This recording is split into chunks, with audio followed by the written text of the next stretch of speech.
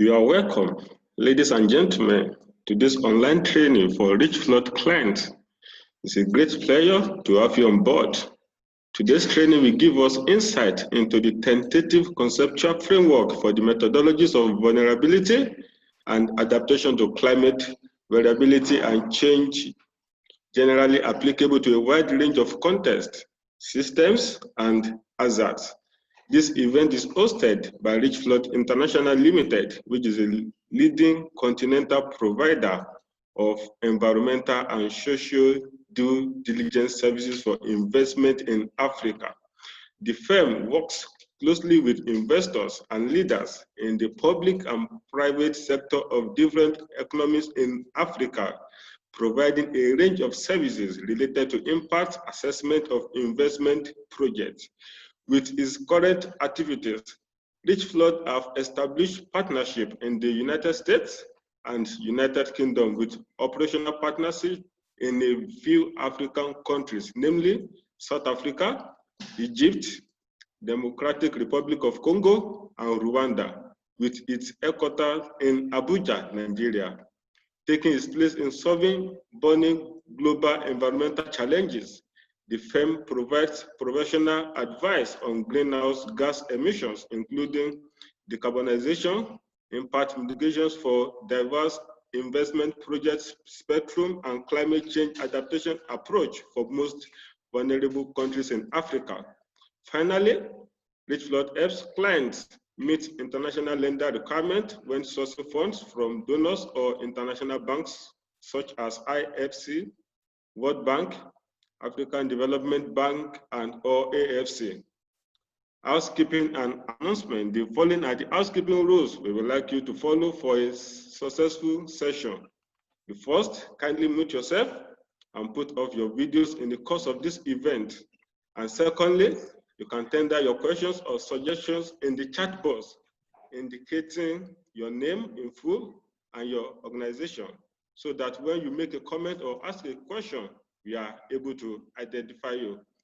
At this juncture, I would like to invite the trainer for today's meeting to make our presentation in the person of Dr. Mrs. Adiola Olajubagbe, a practitioner in environmental impact assessment and specializes in environmental control and management. And she is the head of the technical unit, Richflood International Limited. Dr. Mrs. Adiola, you are welcome on board. Over to you.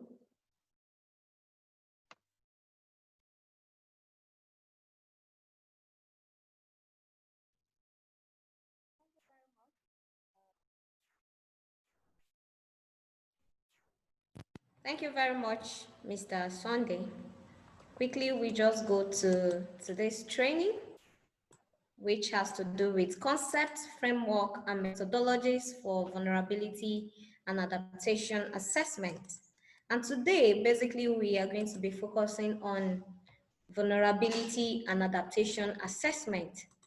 But before we go deep into today's training, I would like to take us through the definition of some terminologies that we are going to make use of during the course of this training. First, we have adaptation, which includes initiatives and measures to reduce the vulnerability of natural and human systems against actual or expected stresses, including climate change effects. Various types of adaptation exist.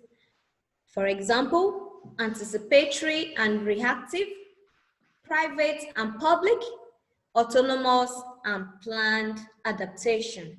And we have examples such as substitution of more temperature shock resistant plants for sensitive ones. Secondly, we look at the key concept, which is assessment. What do we mean by assessment? It is the entire social process for undertaking a critical objective evaluation and analysis of data and information designed to meet user needs and to support decision making. It applies the judgment of experts to existing knowledge to provide scientifically credible answers to policy relevant questions, quantifying, where possible, the level of confidence. Now, what do we mean by climate change? It refers to a shift in the state of the climate that can be identified either by changes in the mean or variability of its properties, and the one that persists for an extended period, typically decades or even longer. According to the United Nations Framework Convention on Climate Change, in Article 1, it was defined as a change of climate which is attributed directly or indirectly to human activities that alters the composition of the global atmosphere, and which is in addition to natural climate variability observed over comparable time period. Now, what do we mean by adaptation framework? This is a guide for use in analyzing the impacts of climate change. The framework is designed to help identify key considerations, questions, and resources that can be used to develop and implement a climate change vulnerability assessment. Also, we take a look at mitigation, which refers to a technological change and substitution that reduce resource inputs and emission per unit of output.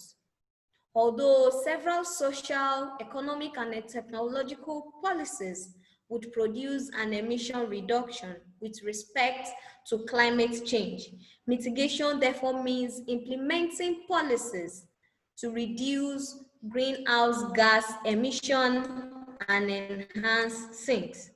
Then we have vulnerability, which is being referred to as the degree to which a system is susceptible to and unable to cope with adverse effects of climate change, including climate variability and extremes. Vulnerability is a function of the character, magnitude, and rates of climate change and variation to which a system is exposed, its sensitivity, and its adaptive capacity. The severity of the impact not only depends on the exposure, but also on the sensitivity of the specific units that is being exposed, such as an ecosystem, a household, a village, a city, or even a country, and on the capacity to cope or adapt.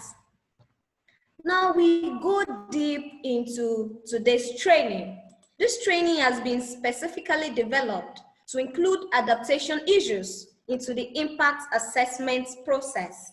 And the aim of this assessment is to monitor the state of our environment, because climate change is a reality and it affects social and ecological systems, both in complex and in broad-ranging ways. Therefore, we'll take a look at vulnerability and at adaptation assessment.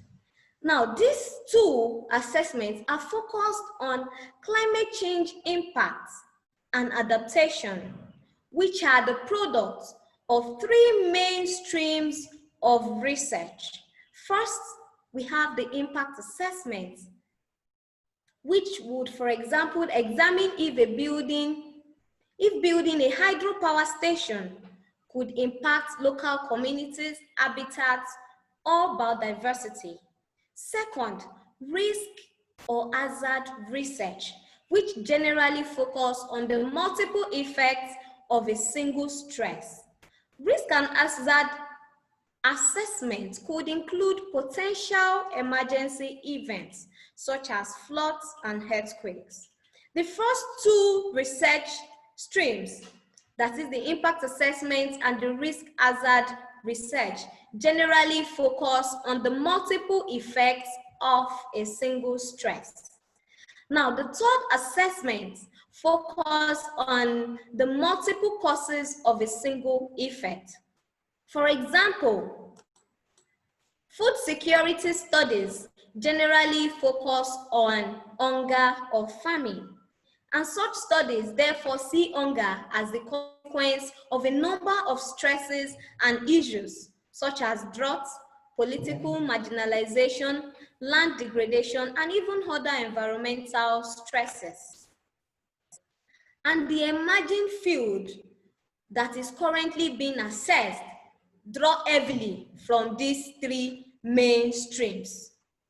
Now we'll take a look at vulnerability assessment. It is very suitable for identifying areas of unsustainability and specific capacities, as well as potential responses of the vulnerable people in the context of exposure in a particular location. Vulnerability can therefore be defined either in terms of the amount of potential damage caused to a system by a particular climate-related event or hazard, or as a state that exists within a system before it encounters hazard events. Now, the former has risen from an approach based on assessment of hazard and their impact, in which the role of human system in mediating the outcome of hazard events is downplayed or neglected. But then, we can say vulnerability is the degree to which a system is susceptible to or unable to cope with the adverse effects of climate change, including climate variability and extremes. And then the term vulnerability can also refer to the people and communities living in a specific system, including the vulnerable system itself, the impact to this system, or the mechanisms causing this impact. Now, quickly we'll take a look at the components of vulnerability to climate change.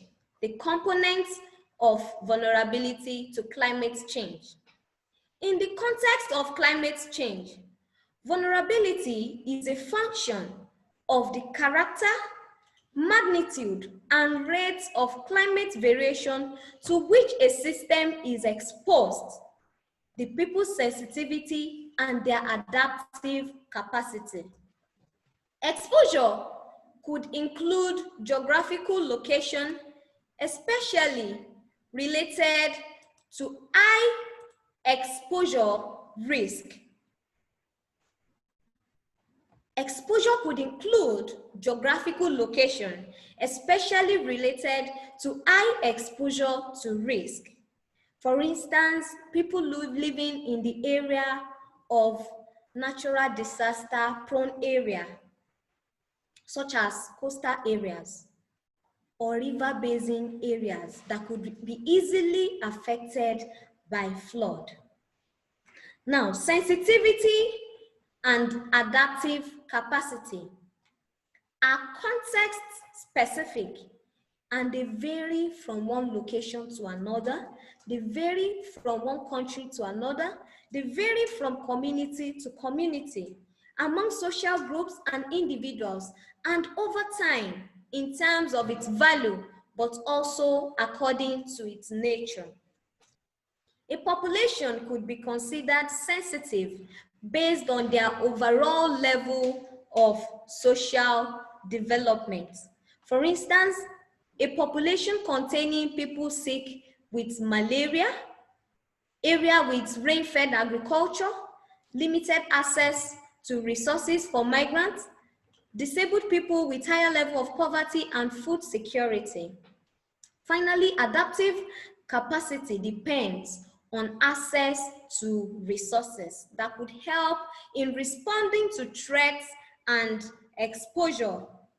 For instance, access to low-rate loans, accessible services such as healthcare and sanitation, irrigation system, water storage, etc.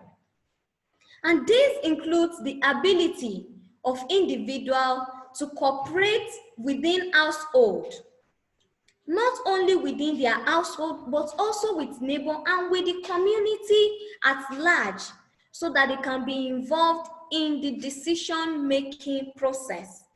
Therefore, the adaptive capacity of community is often depleted when they are in conflict zone or when they are being forced to migrate into some parts or when they are in an area with low law enforcement.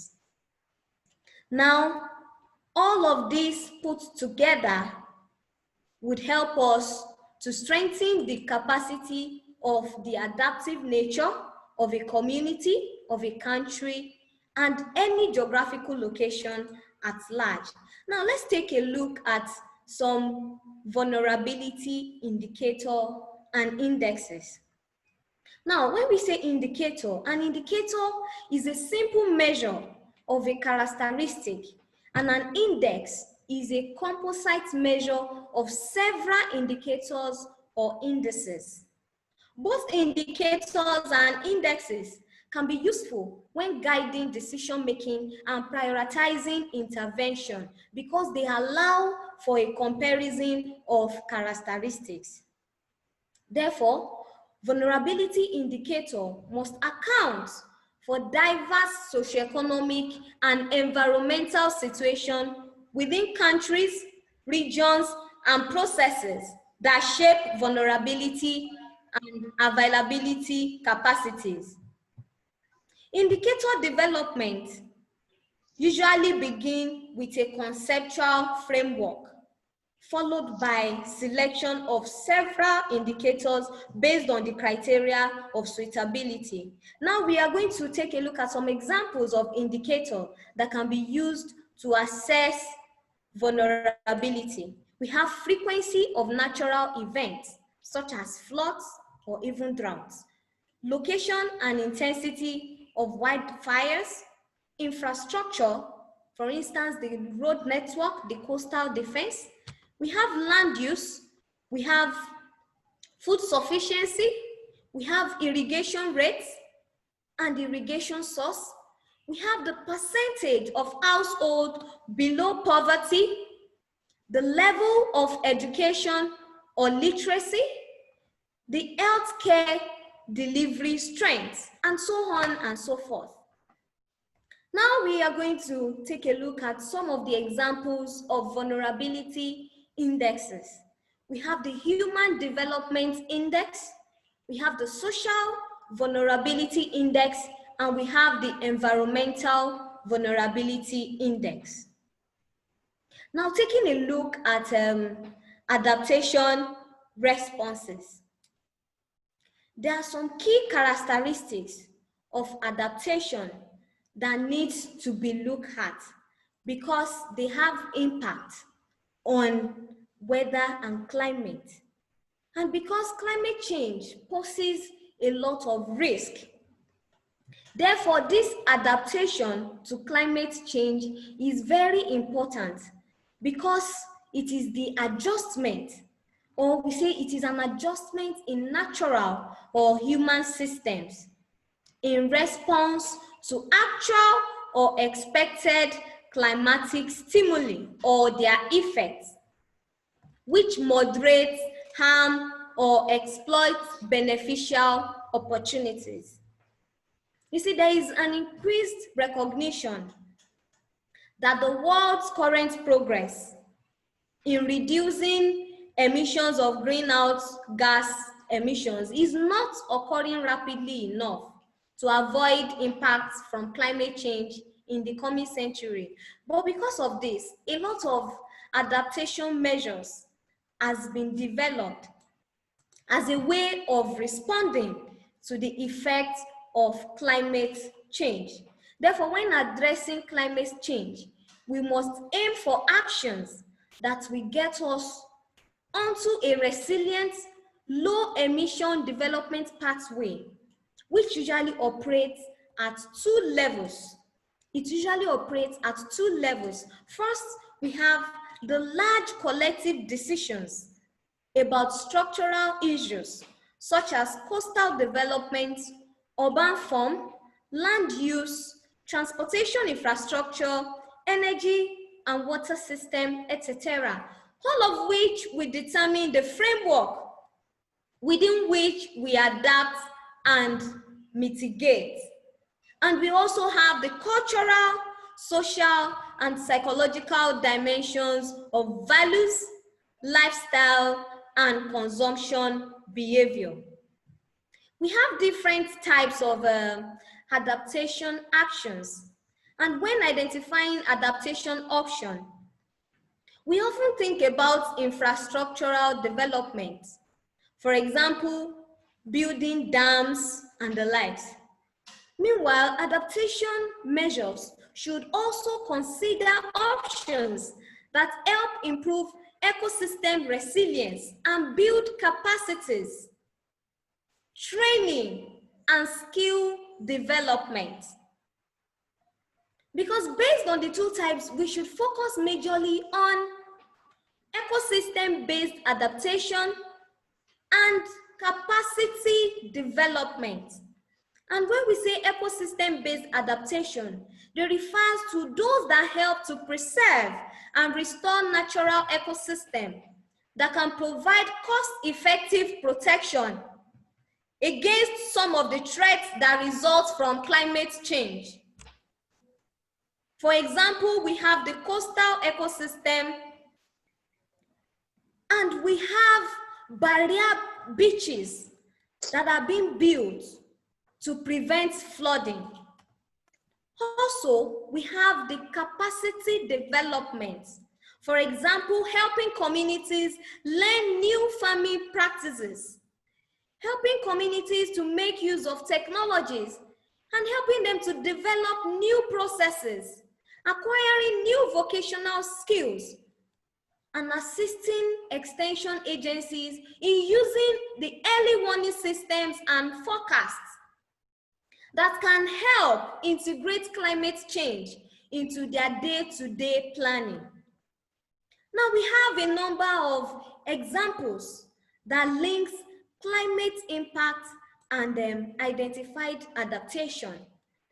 I'm just going to focus on a few of them for the purpose of today's training.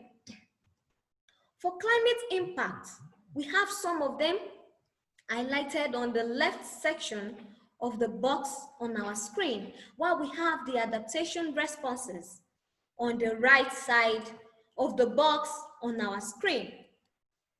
In cases where we have increased morbidity and disease prevalence, one of the adaptation response we are to give to this is to strengthen the traditional social security support system and to increase accessibility of healthcare facilities.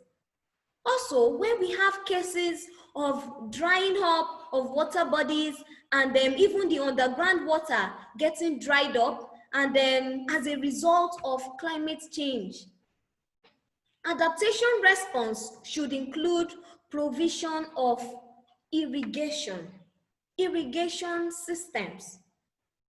When we have cases of increased food insecurity, there should be provision of social safety nets for communities, development of alternative and additional livelihood when we have threats to our forest-based livelihood.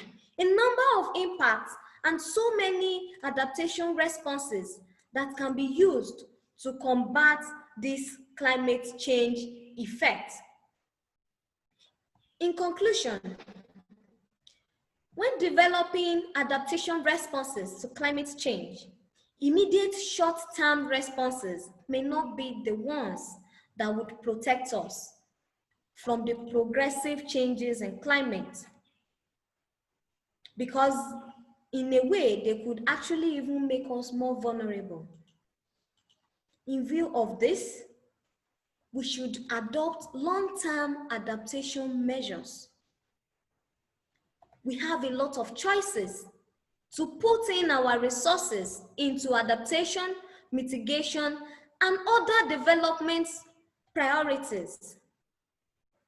And then the ultimate goal of the adaptation action is not only to respond to changes in climatic variables, but also to move towards a resilient community and ecosystems, using principles of sustainable development that could help in identifying those adaptation responses, creating ancillary benefits and co-benefits between climate and development goals. Thank you very much.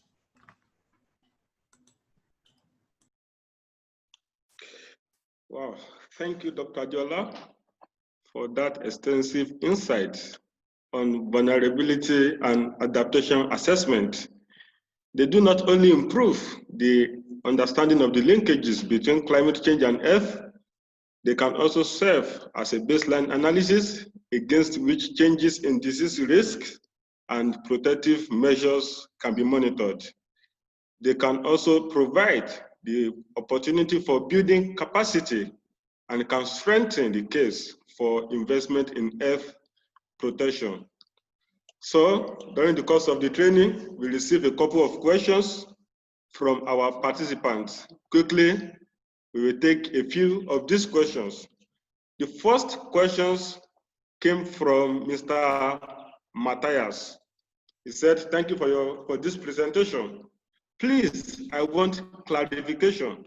Is there a relationship between exposure to climate impacts and adaptive capacities? Let me take that again. He was asking that, is there a relationship between exposure to climate impact and adaptive capacities? Over to you, Dr. Adiola.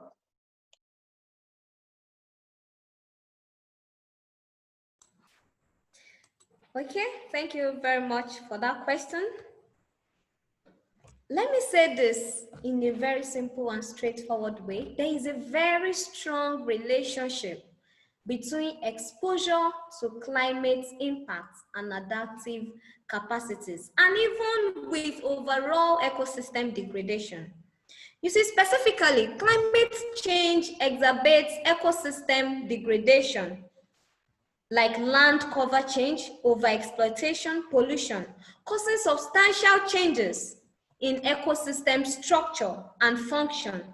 So they are no longer able to provide ecosystem services, which they are known for, such as the provision of fresh water, flood protection, and erosion control. On the other hand, ecosystem degradation often triggers more disaster and reduces nature's and people's capacity to withstand impacts of climate change and disaster, because degradation usually limits ecosystems' ability to provide the expected buffers, especially against flood, heavy rain, and sea level rise.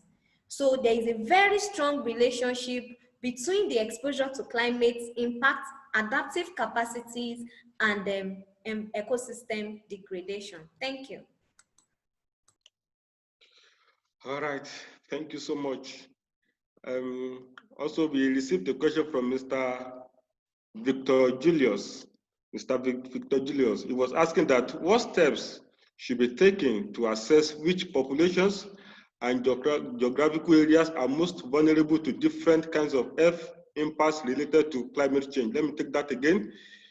He was asking that what are the steps that should be taken in order to assess which populations and geographical areas are most vulnerable to different kinds of health impacts related to climate change. Over to you, Dr. Adiola.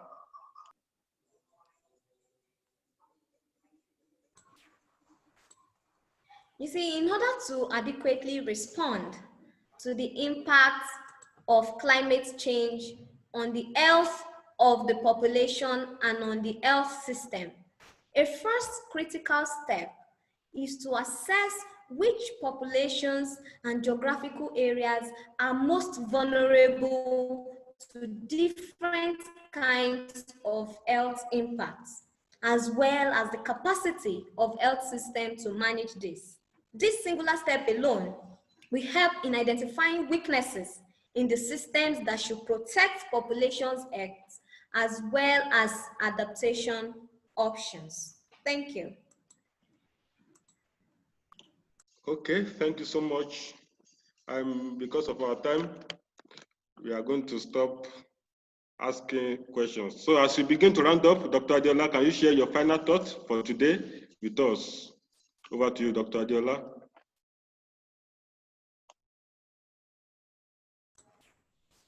Okay, I'll wrap up today's training by saying this. While coping strategies undermine capacity of the people to respond to future threats, adaptation actions aim to create proactive responses that can help build future capacities. Therefore, it is important to take adaptation actions very seriously, and with that, we'll be able to boost our immunity to climate change vulnerability. Thank you. Which country are you in?